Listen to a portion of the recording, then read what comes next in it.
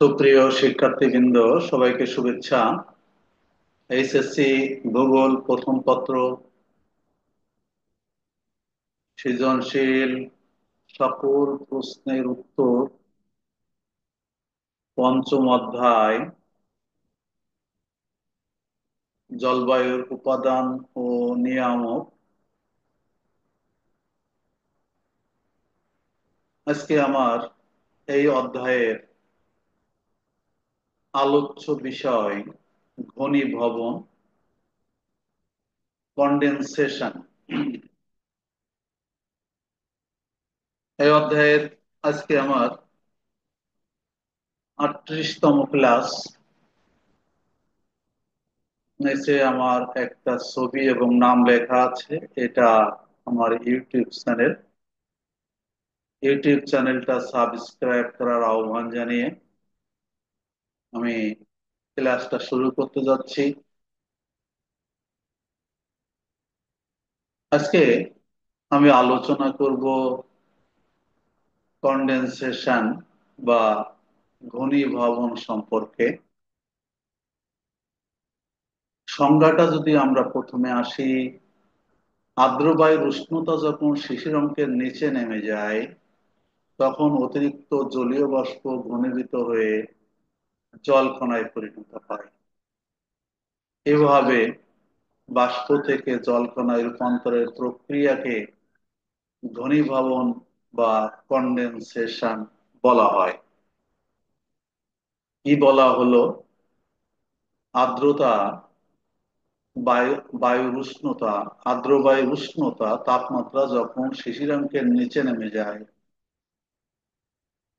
তখন অতিরিক্ত জলীয় বাষ্প ঘনীভূত হয়ে জলকণা বা বরফ কণায় রূপান্তরিত হয় বা পরিণত হয়। এভাবে জলীয় বাষ্প থেকে জলকণায় রূপান্তরের যে প্রক্রিয়া, একেই ঘনীভবন বলা হয়।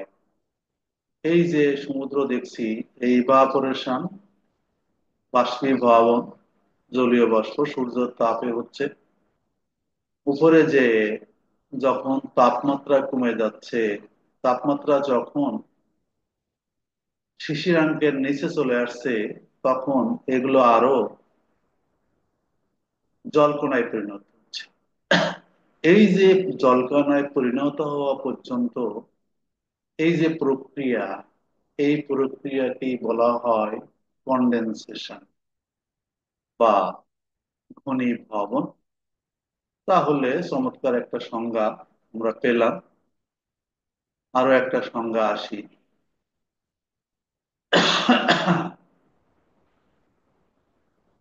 যে প্রক্রিয়ার মাধ্যমে বায়ুতে উপস্থিত জলাকর্ষণ অণুগুলোকে আশ্রয় করে বায়ুর জলীয় বাষ্প গ্যাসীয় অবস্থা থেকে তরল অথবা কঠিন অবস্থায় অর্থাৎ জলকণা বা বরফ কণায় পরিণত হয়, তাকে ঘনীভবন বলে।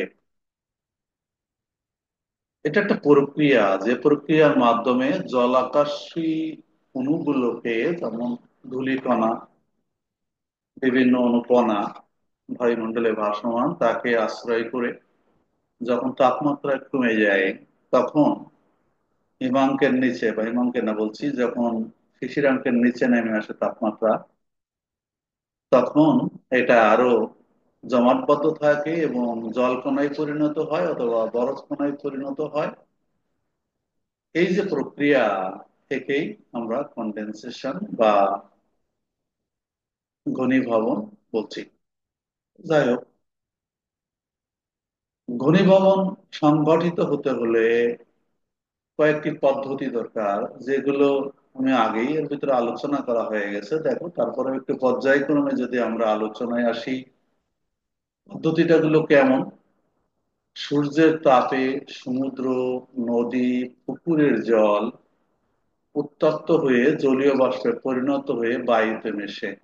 এই সূর্যের তাপে সমুদ্র, নদী, পুকুর উত্তপ্ত হয়ে জলীয় বাষ্প পরিণত হয়ে কিসে মেশে? বায়ুমণ্ডলে মেশে। এই জলীয় বাষ্পযুক্ত বায়ু হালকা হয়, এখানে যখন উপরে ওঠে তখন এটা হালকা হয়ে যায় এবং সহজে উপরের দিকে প্রসারিত হয়, তখন এটা উপরের দিকে প্রসারিত হয়। তো স্বাভাবিক প্রক্রিয়া। উপরের শীতল বায়ুর সংস্পর্শে এসে এই জলীয় বাষ্পযুক্ত বায়ু দ্রুত শীতল হয়।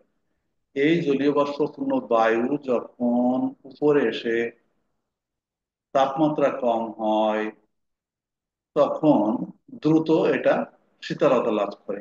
ধীরে ধীরে এই শীতল বায়ুর তাপমাত্রা শিশিরাঙ্কে পৌঁছে সম্পৃক্ত হয়ে পড়ে এবং বায়ুতে থাকা জলীয় বাষ্প ঘনীভূত হয়ে ছোট ছোট জলকণায় পরিণত হয়।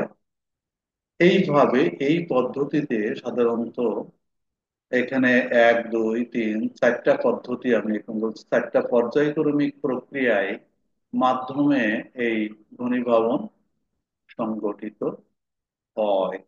তাহলে আমরা কিভাবে ঘনীভবন সংগঠিত হয় সেটা বুঝলাম।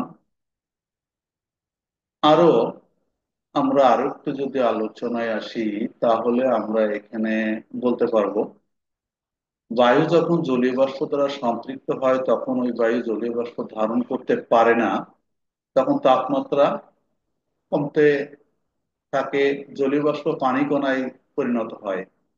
অর্থাৎ জলীয় বাষ্পের শীতল হয়ে তরল অবস্থা প্রাপ্তির প্রক্রিয়াকেই ঘনীভবন বলে। বায়ুতে প্রচুর পরিমাণে ভাসমান ধূলিকণা, লবণকণা, ধোঁয়া, কয়লা, চূর্ণ, বিভিন্ন গ্যাসের অণু রয়েছে। এগুলোকে আশ্রয় করে জলীয় বাষ্প ঘনীভূত হয়। বায়ুতে এ জাতীয় পদার্থের পরিমাণ অধিক মাত্রায় থাকলে 90% আপেক্ষিক আর্দ্রতায় জলীয় বাষ্প জমতে থাকে। এই ঘনীভবনের ফলে মেঘ হয়, বৃষ্টি হয়, কুয়াশা হয়, শিশির হয়, তুহিন পড়ে প্রভৃতি সৃষ্টি হয়। তাহলে এখানে কিন্তু আমরা আজকে ঘনীভবন সম্পর্কে একটা সংক্ষিপ্ত আলোচনা করার চেষ্টা করলাম। তোমরা এখানে এই প্রশ্নটা অনেকবারই এসেছে, তবে তোমাদের এই ঘনীভবন সম্পর্কে এতটুকু বা এর চেয়ে কম লিখলেও হবে, যদি শর্ট প্রশ্ন পড়ে তাহলে এতটুকু বা পদ্ধতি পর্যন্ত লিখলেই হলো, বেশি লেখার প্রয়োজন নাই। তারপরও আলোচনার সুবিধার্থে, বোঝার সুবিধার্থে আমি একটু বেশি করে আলোচনা করলাম। সবাইকে অসংখ্য ধন্যবাদ জানিয়ে আজকের মতো এখানেই শেষ করি। আল্লাহ হাফেজ।